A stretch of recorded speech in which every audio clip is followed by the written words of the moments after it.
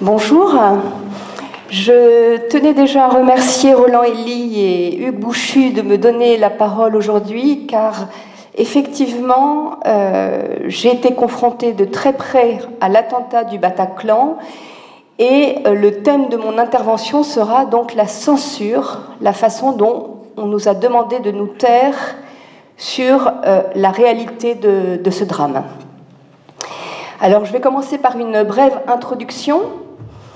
J'ai habité pendant 10 ans dans l'immeuble de l'administration du Bataclan. Donc, toute l'équipe du Bataclan avait ses bureaux au rez-de-chaussée de l'immeuble, juste à côté de la salle de concert et du café. Donc, il y avait une grande terrasse. J'ai vécu là pendant 10 ans, de 2006 à 2016. Donc nous avons vécu le drame du 13 novembre 2015. Juste en introduction, je dirais que pendant les 10 ans, j'ai vu l'islamisation du quartier se développer. Je suis arrivée en 2006, il y a eu l'enlèvement d'Ilan Halimi sur le boulevard Voltaire, donc pas très loin du Bataclan. Il y a également la présence de la mosquée la plus radicale de Paris, la mosquée Omar. Le Bataclan subissait en fait des menaces depuis très longtemps, les choses n'étaient pas dites, mais on peut notamment voir des vidéos sur YouTube où dès 2008, des musulmans venaient devant l'entrée du Bataclan pour proférer des menaces. Moi-même, en rentrant un jour du travail, j'ai vu ces jeunes musulmans devant l'administration du Bataclan, dans des états de nerfs, de forte tension, proférant donc des menaces vis-à-vis de l'équipe. La police était là et demandait aux habitants de l'immeuble de rentrer chez eux. Donc les problèmes étaient là depuis longtemps, mais effectivement les choses étaient cachées, je dirais, auprès du grand public. Alors, le 13 novembre 2015, j'étais donc dans l'immeuble de l'équipe. J'ai été donc confrontée à un jeune homme qui était décédé dans le bureau de l'équipe du Bataclan. Sur les trottoirs, c'était de véritables scènes de chaos avec des personnes très blessées. La pizzeria qui était au pied de l'immeuble a servi d'hôpital d'urgence, donc véritablement... des blessures de guerre, des scènes de chaos et de guerre au pied de l'immeuble. Certains grands blessés ont été secourus dans les immeubles avoisinant le Bataclan. Nous avons par exemple un immeuble qui a recueilli 17 blessés très graves. Ce sont les personnes de l'immeuble qui sont descendues apporter les soins. Les enfants amenaient des verres d'eau pour les victimes. Et sur les 17 personnes, 14 sont mortes dans cette cour d'immeuble. Nous avons eu les photos par les voisins. C'était absolument abominable. Toute la cour d'immeuble était recouverte de sang. Voilà, donc véritablement, le quartier a été en état de choc. C'est voilà, une scène de guerre, d'une très grande violence qui est arrivée dans notre quotidien. Alors, les terroristes du Bataclan, le 13 novembre après-midi, ils se sont garés dans une petite rue derrière le Bataclan pour attendre l'heure de l'attaque. Par contre, au moment où ils ont attaqué la salle de concert, ils se sont garés devant mon immeuble. Donc, ma voisine, qui était à la terrasse de son balcon, en train de fumer une cigarette, elle a vu la scène des 4 terroristes, un commando de 4, sortir de la voiture et commencer à tirer sur les gens qui étaient d'abord sur la terrasse du café du Bataclan. Ma gardienne d'immeuble sortait les poubelles quand les premiers tirs sont arrivés.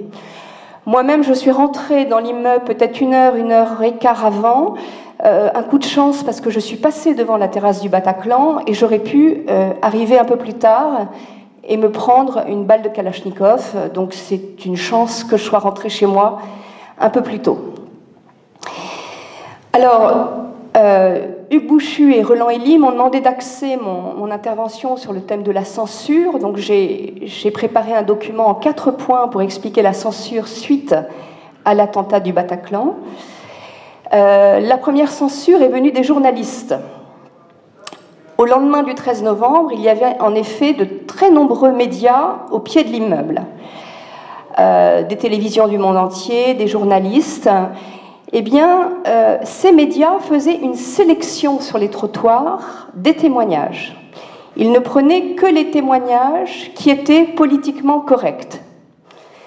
Donc nous avons le cas, par exemple, d'une dame assez âgée, une ancienne avocate, qui s'appelle Danielle Mérian, qui a fait le buzz partout dans les médias parce qu'elle a défendu la communauté musulmane au lendemain de l'attentat. Elle a déclaré que les Français devaient fraterniser avec les 5 millions de musulmans qui étaient en France. Donc elle a dit ça dès le lendemain de l'attentat, au pied du Bataclan. Et donc ce sont ce genre de témoignages qui ont eu le droit d'être diffusés dans les médias. Les autres personnes qui pouvaient être sceptiques, qui pouvaient dire qu'il y avait une signature islamique dans cette attaque, bien évidemment, on leur demandait de passer le chemin et ils n'étaient pas pris en considération. Donc moi, j'ai eu le sentiment que la parole de certaines victimes était bâillonnée, qu'on nous interdisait de dire une certaine vérité, ce qui est d'autant plus dur pour faire son deuil. Alors, on sait bien sûr que, par exemple, vous avez Antoine Léris, qui a perdu sa femme au Bataclan, qui a été reçu partout parce qu'il a également écrit une lettre qui a été tout à fait, je dirais, en conformité avec le langage des élites.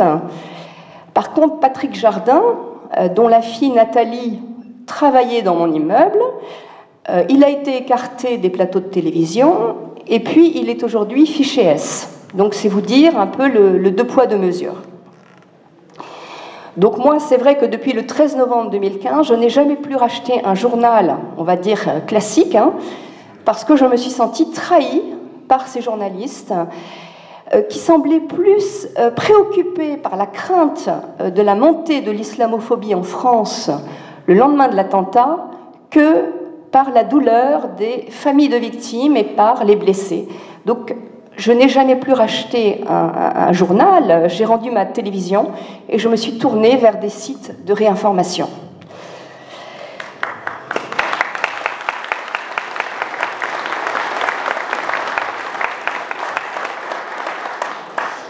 Alors, le deuxième point de censure s'est produit à l'intérieur même des associations de victimes. Alors moi-même, je ne suis pas considérée comme une victime car je n'étais pas dans le théâtre du Bataclan, mais ayant été confrontée à un jeune homme décédé, je suis dans le premier cercle des témoins, des personnes qui ont été impactées, et donc je suis suivie dans une association de victimes. Et même au sein de cette association de victimes, la censure a été très forte. Nous avons été placés en groupe de parole de 8 personnes à peu près, et la psychologue que nous avions pour animer le groupe de victimes était de confession musulmane. Donc, nous n'avions pas le droit, au cours de ces échanges, de prononcer le mot islam. C'était le mot tabou. Dans ces groupes de parole, j'ai vu des gens absolument détruits. J'étais par exemple avec un cuisinier du restaurant La Belle Équipe, où tout le monde est mort en terrasse, où la serveuse, qui était son amie, est sortie 2 minutes fumer une cigarette, elle est décédée. Donc lui s'est enfui par les cuisines du restaurant parce qu'il a eu peur que les terroristes rentrent dans le restaurant. Eh bien, dans ces groupes de parole, malgré le fait d'être tout à fait détruits psychologiquement, notre parole était bâillonnée. Un autre point, c'est que ces associations de victimes, parallèlement à l'aide qu'elles pouvaient apporter aux victimes, ce sont les mêmes associations de victimes qui ont défendu les familles musulmanes qui ont été victimes de perquisitions suite aux attentats. Toutes les familles musulmanes qui ont subi des perquisitions abusives ont été défendues par les associations de victimes qui défendait donc les personnes qui ont été impactées par le drame du Bataclan. Donc, si vous voulez, on se retrouvait en parallèle avec deux combats presque antinomiques, mais voilà, défendus par la même association. Très rapidement, je continuerai en disant que j'ai été hospitalisée suite à l'attentat, et même à l'hôpital, les médecins vous demandent de vous réconcilier avec l'islam. Ils vous demandent si, aujourd'hui, vous avez encore du ressentiment, ou si, quelque part, vous avez une perception plus paisible, plus apaisée de l'islam. Donc même au sein de l'hôpital, les médecins, les équipes infirmières n'acceptent pas que vous puissiez émettre, je dirais, une parole dissidente.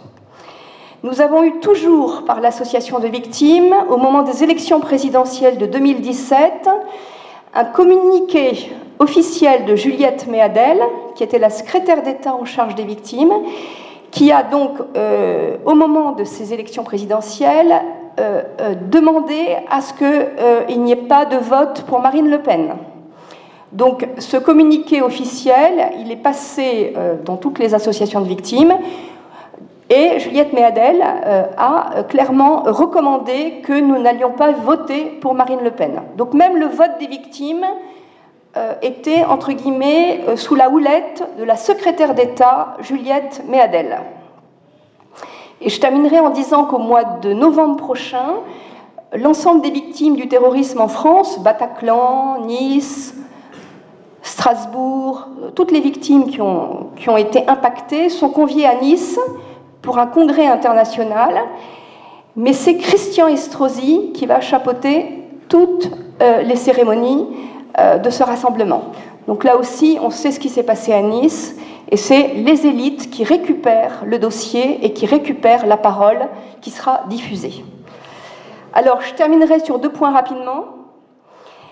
Par rapport à la censure, le troisième point, ça s'est passé donc au commissariat de police du 11e arrondissement, puisque tout notre immeuble de l'administration du Bataclan a été convoqué au commissariat au lendemain de l'attentat pour faire des signalements, des dépositions, des témoignages. Quand nous sommes arrivés au commissariat de police, nous avons été reçus par une policière en uniforme, et nous lui avons demandé quelle était la loi sur le voile islamique. Et visiblement, cette policière était de confession musulmane. Elle s'est montrée très hostile, très rejetante.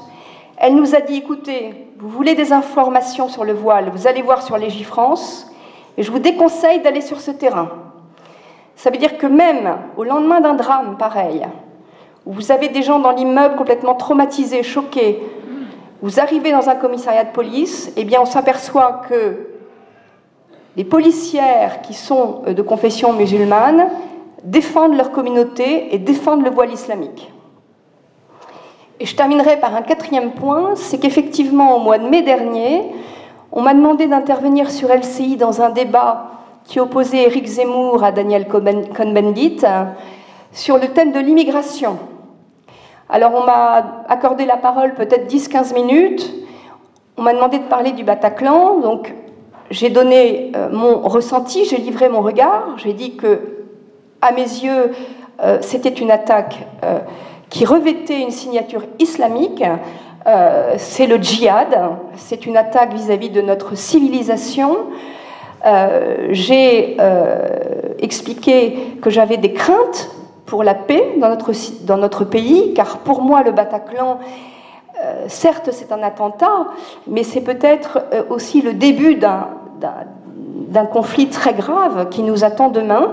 Donc j'ai expliqué tout ça sur le plateau de LCI, et effectivement, quelques mois après le Bataclan, j'ai déménagé dans un village du Pas-de-Calais parce que je ne voulais plus rester dans cet immeuble qui était endeuillé, où des personnes de l'équipe du Bataclan sont décédées, des commerçants du quartier, des membres de l'équipe même du bar du Bataclan. Enfin, voilà, c'était trop difficile, donc j'ai décidé de partir dans un village du Pas-de-Calais. Eh bien, après cette émission, j'ai reçu des dizaines d'insultes sur ma page Facebook de la part des gens de ce village, parce que dans ce village, comme partout en France, la population est divisée. Vous avez une partie des habitants du village qui sont des gens de gauche, qui défendent l'islam, qui défendent la communauté musulmane, et qui n'ont pas un mot pour les victimes. Donc je me suis retrouvée donc, avec ces commentaires Facebook très hostiles, très menaçants. En me promenant dans mon village, effectivement, il y a des regards qui me sont lancés, qui sont très clairs.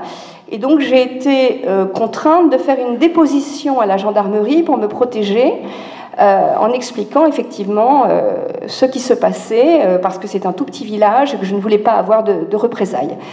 Donc voilà un petit peu ce que je voulais livrer comme témoignage, et dire que malgré tout, il ne faut pas se taire.